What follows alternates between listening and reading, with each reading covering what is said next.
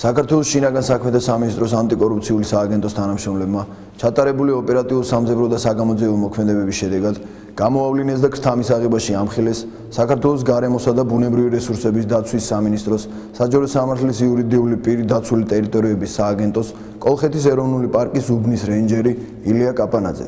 გამოძიებით დადგინდა, რომ დაცული ტერიტორიების სააგენტოს კოლხეთის ეროვნული პარკის უბნის რეინჯერმა ილია კაპანაძემ სამსახურეობრივი მფარველობით პალიასტომის ტბაზე უკანონო თევზჭერის სანაცვლოდ მოქალაქეს ქრთამის სახით მოსთხოვა და გამოართვა ფულადი თანხა.